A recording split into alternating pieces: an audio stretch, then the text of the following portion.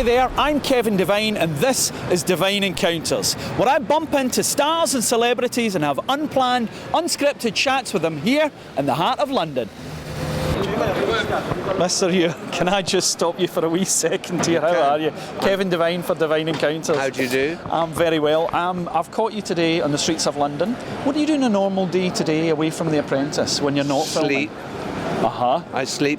I haven't done any real work for years, but I got drawn into The Apprentice, and when I'm not doing that, I try to be at home. But today, as you see, I've lost my jacket. And I'm trying to find it. Okay. Where did I leave it? Is that the mission for today then? No, I've got my cousin sitting in the cafe down there, and I'm just seeing another pal off in a cab. Hot day, and so I've left my jacket in the cab, in the cafe. So. You were starting to go into, I think, maybe hobbies and things there away from the pressures of TV work. We're fortunate enough to have a house in France, so I spend a lot of time there, a lot of time with my missus in Northamptonshire. I hope my bit for charities. I'm a patron of Hope and Homes for Children, which is very important to me. They're working in Africa, so last year I was in Sierra Leone, and the year before in Rwanda and in Romania. So I hope I do my bit for them. I've just this morning done a piece for Rally International, you know, the sort of outward bound affair. Outward bound, yes. So I like to pay a bit back because, you know, what good fortune I've had in being dragged into The Apprentice without any talent at all. But just my talent was to be in the right place at the right time. So I'm jolly lucky. If you ever hear me complain, you have my permission to kick me in the head and tell me not to be ungrateful. I will certainly do that. And that's why I try and, you know, do a bit for charity too.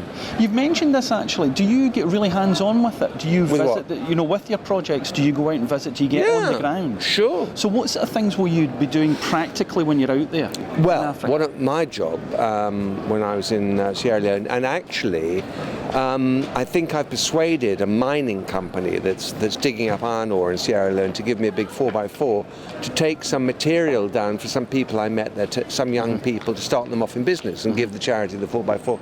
But also it's a question of raising awareness for them, maybe fundraising for them, and I'm very happy to do that. I'm very happy to do that because I tell you what, you know, what I and you earn in a week would feed a family down there for a year. Yeah. So it's not a big effort for us, you know? It's not a big effort.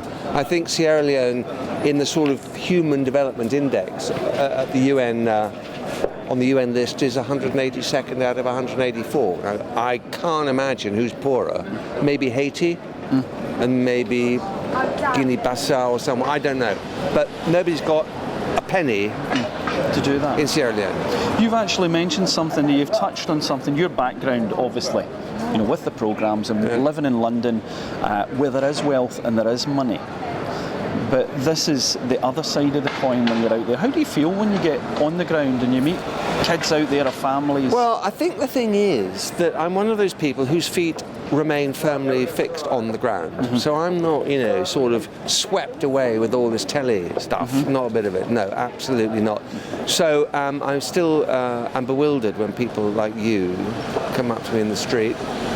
So I don't know why. And therefore, when I'm on the street in the gutter in Sierra Leone, I am not in any sense out of place at all. In fact, I raised quite a lot of money driving from here to Ulaanbaatar in Mongolia in a beaten up car with one pair of socks and some sort of that stuff you boil up in a kettle and eat. What's it called? Noodles. Yes. I lived for 50 days on noodles and slept in the car and slept under hedges. So that's good for us all. This is maybe why you've got your feet in the ground, that you've done that. Yeah. You know, rather than sitting back and not experiencing it. No, I have no problem with living rough. Do you know something? We're all only half an inch away from living rough anyway. Bit of bad luck.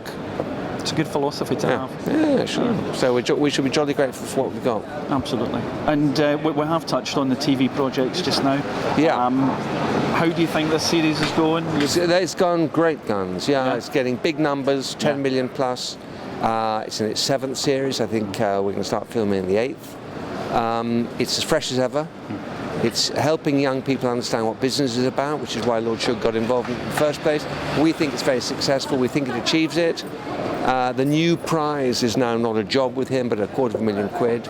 Yes, absolutely. Lots of money. On the table. Where else is a young, untried youngster who's got no collateral, no experience, going to get £250,000 from to start a business? And he's got Lord Sugar at the other side of the table, making sure he doesn't make a balls of it. It's not possible. So it's fantastic, life-changing. Life-changing opportunities. Absolutely. Yeah. And when you're actually going through this, are there ever people you come across during the process and you just sort of roll your eyes and think, oh, for goodness sake? Yeah, of course we do. And then we think again and we say, could we do it at their age under that sort of pressure? And in my case, the answer is no.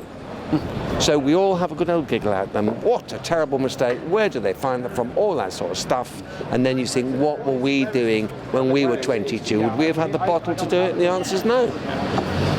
Different world, the media world gives you opportunities now. Finally today, if you could do whatever you wanted in life now, you've got the open checkbook, you can pick your dream role in life, be it a job, be it an occupation. What would it be for you? A lot of things, really. I think to stumble across a way of life that gives you peace of mind. That wouldn't be bad, would it? I think it's a very good ambition. Yeah. Very good ambition. And finally, where do we find you online? If we want to find out about you, do you have a website? No, I have a Twitter. Twitter. What's the Twitter? It's Nick_Hewer. Underscore. We'll put that up for you today. Right. Absolute pleasure meeting you. Thank you very much for your time. My pleasure. Enjoy your work when you get back venture. out there. Thank you.